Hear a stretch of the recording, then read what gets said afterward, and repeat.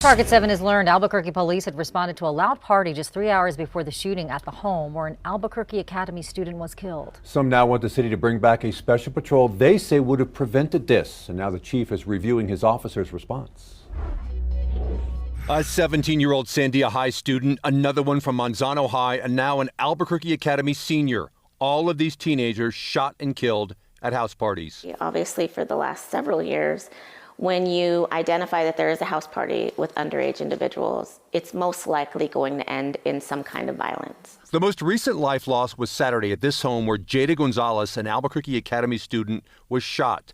Police Chief Harold Medina acknowledged that just hours earlier, APD had responded to a loud party at the same home where officers found as many as 50 people. The officers got there, they talked to everybody. They're like, hey, they talked to some individuals and they said, hey, ask everybody to quiet down.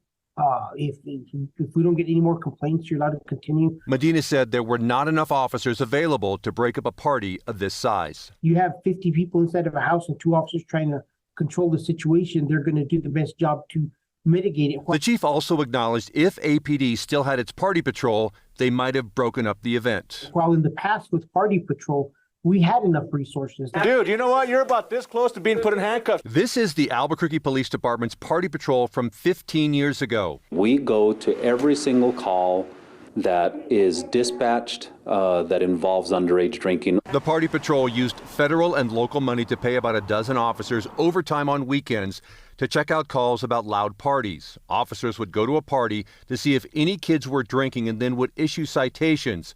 Chief Medina used to be on the party patrol. So I think everybody has to remember there was a big amount of success, and I saw the success firsthand. But around 2014, it vanished due to a lack of funding. Now, neighbors who lived near this home where Gonzalez was killed want it to come back. Not only would we love to see that back, but I would like for the city to keep funding the police in the ways they need to be funded in order for them to perform the services that are needed to be performed to protect the public. Nicole Chavez's son Jaden was the Manzano High student killed in a 2015 house party.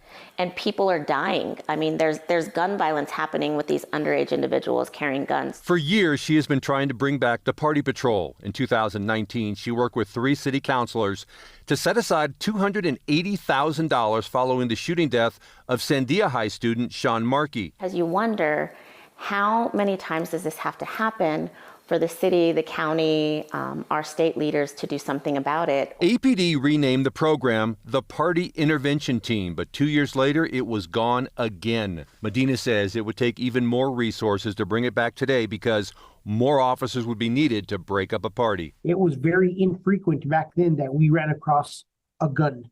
It seems like every party in today's day and age has some individual that is at that party armed. Medina said there are no plans to bring the party patrol back. However, he has instructed his area commanders to put more of a priority on loud party calls.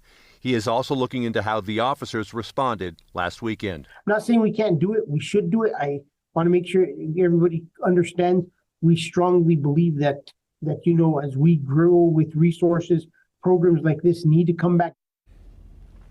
Today, APD released a public service announcement. It includes a warning and education on firearms and gun violence at parties.